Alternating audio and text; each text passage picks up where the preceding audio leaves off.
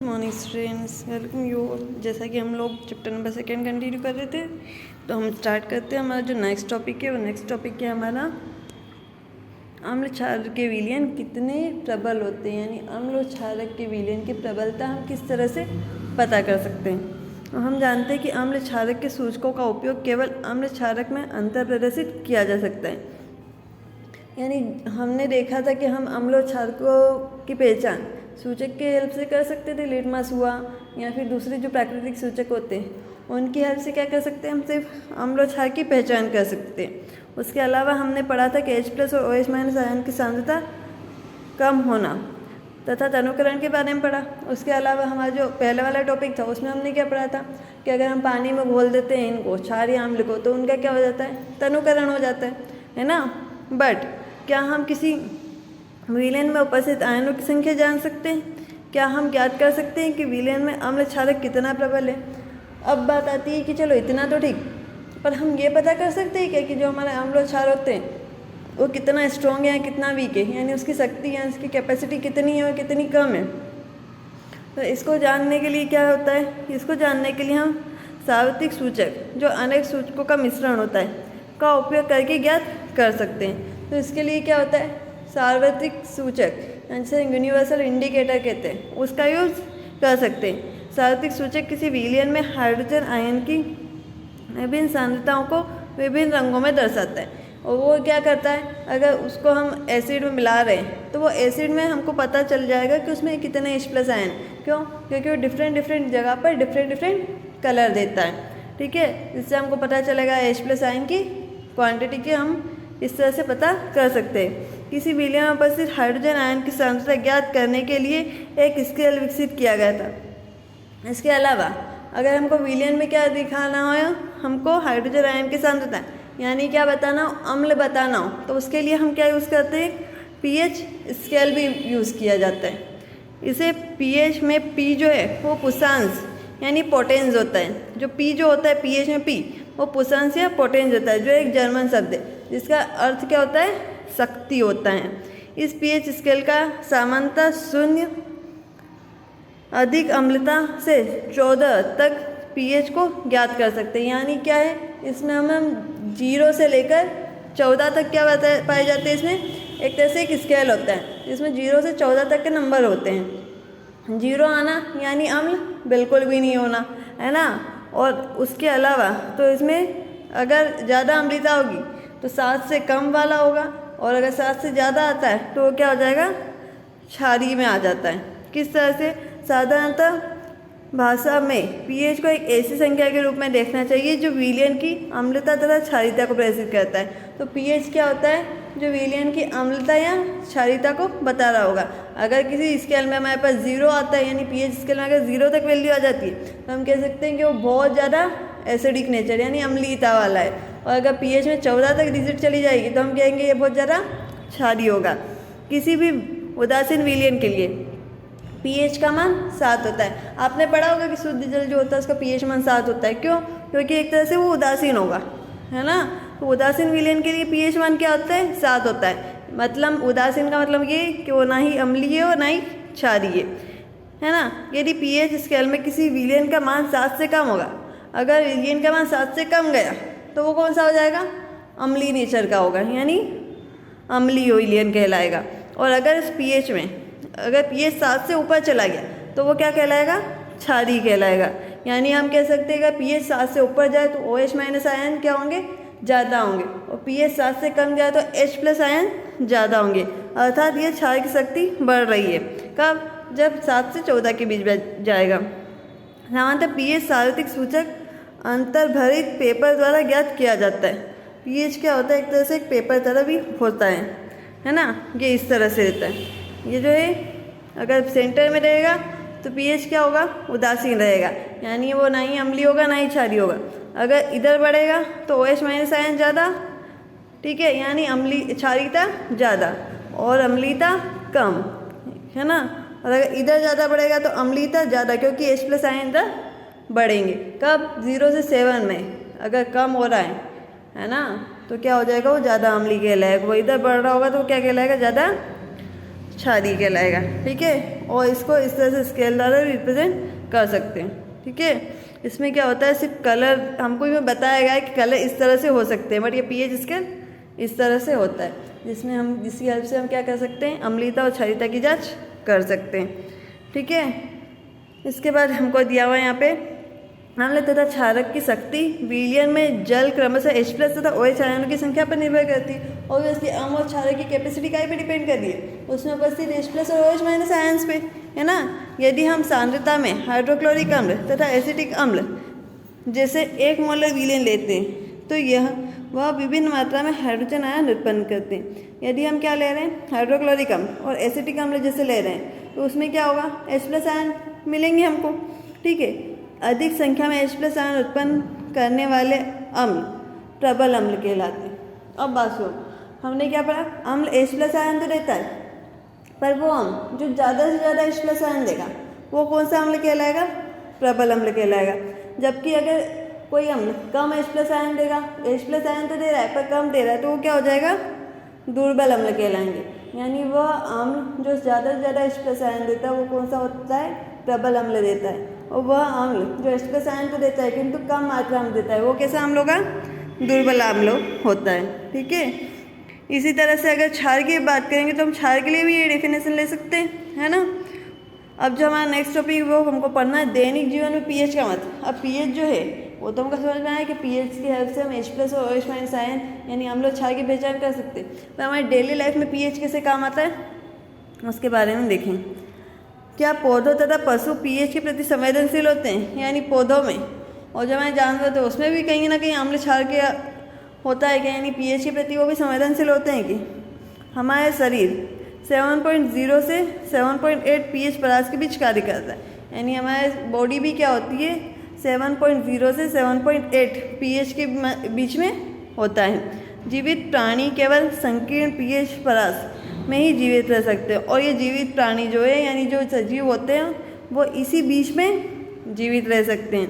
वर्षा के जल में पीएच का मान जब 5.6 से कम हो जाती है, हम कहते हैं ना कि जब बहुत ज़्यादा एसिड सिचुएशन हो जाती है, यानी बहुत ज़्यादा क्या केमिकल्स का यूज़ होने लगता है तो एसिड रेन होती है, अम्लीय वर्षा होती है।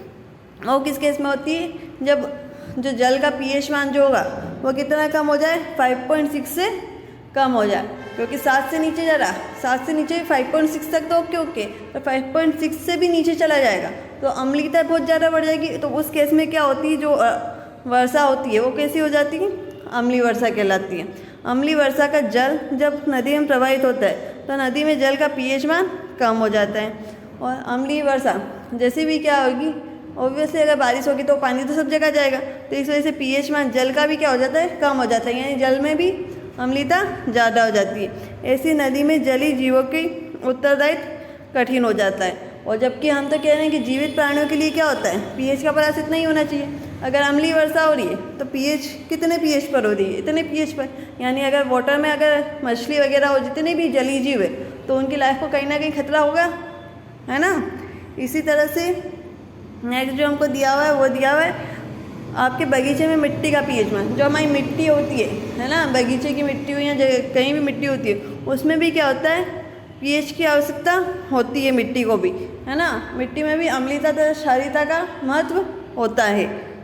ठीक है, इसके बाद जो नेक्स्ट दे रखा है हमको वो दे रखा है हमारा पाचन तंत्र, जो हमारा शरीर होता है उसमें भी पीएच का इम्पोर्टेंस होता है। हम कहते हैं ना कि हमको एसिडिटी हो गई है ना, तब क्या होता है हमारे बॉडी में क्या होता है, जो अम्ल है हमारा उसकी जो अमाउंट होती है वो बढ़ जाती है। यह अत्यंत रोचक है कि हम उदर हाइड्रोक्लोरिक अम्ल उत्पन्न करते हैं। यह उदर को हानि पहुंचाए बिना भोजन को पाचन में सहायक होता है। अपच की स्थिति में उदर अत्यधिक मात्रा में अम्ल उत्पन्न करता है, यानी कि हमारे जो शरीर में भोजन पचाने के लिए किसका यूज़ होता है, वैसे तो हाइड्रोक्लोरिक अम्ल का यूज़ होता है, पर वो हमारी बॉडी को कोई नुकसान नहीं पहुंचाता है। बट जब इस हाइड्रोक्लोरिक अम्ल की उपस्थिति बढ़ जाती है ना, तब हम कहते हैं ना कि हमको घबराहट सी हो रही है। एसिड जो उस केस में क्या होता है, हमारा जो एसिटिक अम्ल होता है, हाइड्रोक्लोरिक अम्ल होता है, उसकी अमाउंट जो होती है हमारे शरीर में क्या हो जाती है, बढ़ चुकी होती है, जिसके कारण उदर में दर्द तथा जलन होने लगता है, जिसके कारण हमको होता है पेट में दर्द हो रहा है, पेट में जलन हो रही है, घबराहट होने लगती है। और इस भी दर्द को कम करने के लिए हमको ऐसा कुछ लेना पड़ेगा कि जिसमें क्या हो, क्षार की अमाउंट ज़्यादा हो, जिससे वो अम्ल को क्या कर सके, बैलेंस कर सके। क्योंकि अम्ल को उदासीन कौन कर सकता है, सिर्फ क्षार ही कर सकता है ना। तो वही है, उसके लिए हमको एंटी एसिड्स लेने पड़ेंगे जो क्षारकों का उपयोग किया जाता है। तो एंटी एसिड्स क्या होता है, क्षार होते हैं, यानी क्षारक बेस हमको कोई सॉल्यूशन लेना पड़ेगा जिससे हमारे पेट में जो जलन हो रही है या जो अम्लीयता बढ़ी है वो क्या हो जाए, कम हो जाए।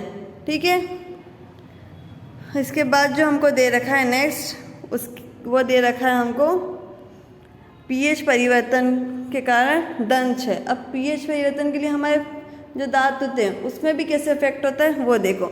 मुंह में पीएच का मान 5.5 से कम होने पर दांतों का क्षय प्रारंभ हो जाता है। यानी हमारा जो माउथ है उसमें भी अगर पीएच मान क्या होता है, 5.5 से कम हो जाएगा तो हमारा क्या होगा, हमारे दांतों को इफेक्ट होने लगेगा।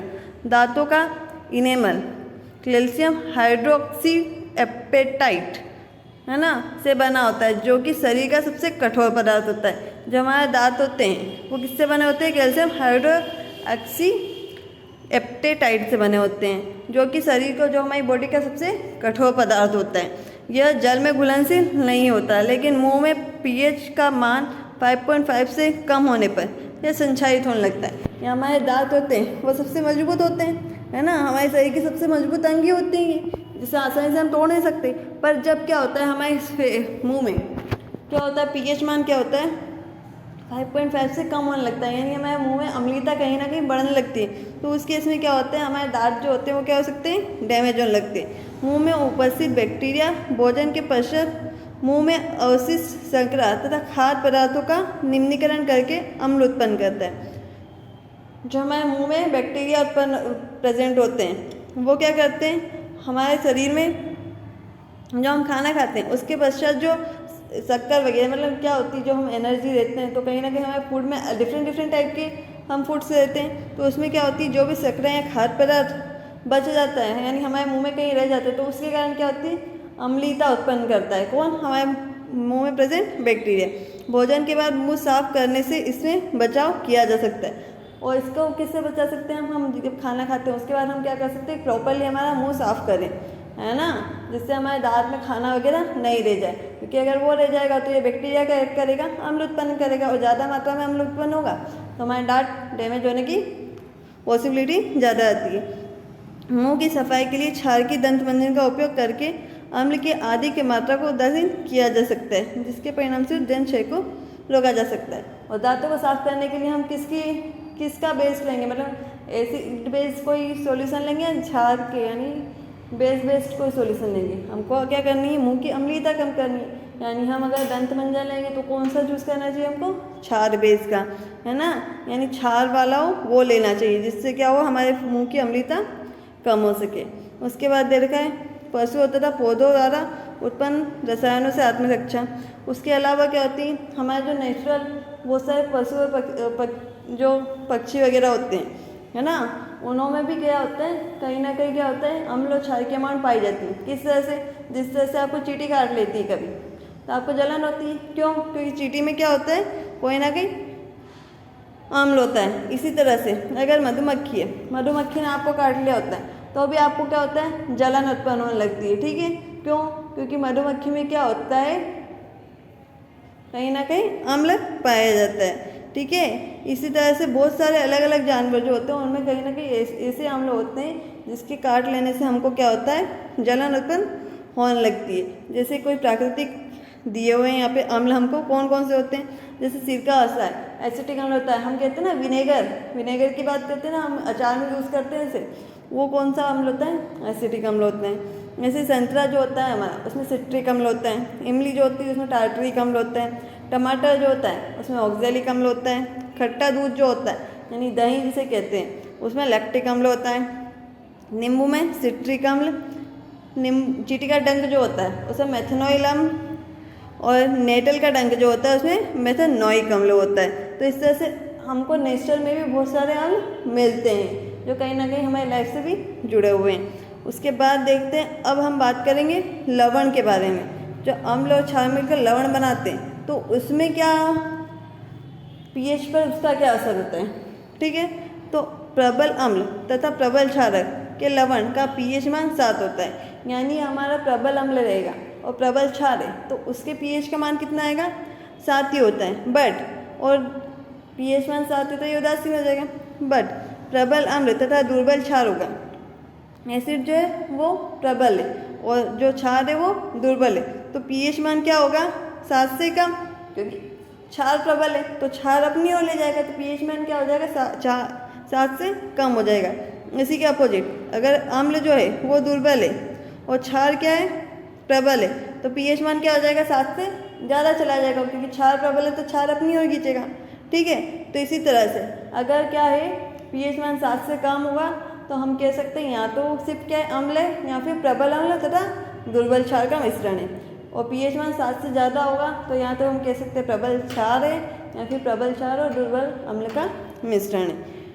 ठीक है, तो इस तरह से हमने अम्ल और क्षार में पीएच का क्या इफेक्ट पड़ता है इसके बारे में पढ़ा। अब जो हमारा नेक्स्ट टॉपिक होगा वो हम पढ़ेंगे नेक्स्ट वीडियो में। ठीक, थैंक यू।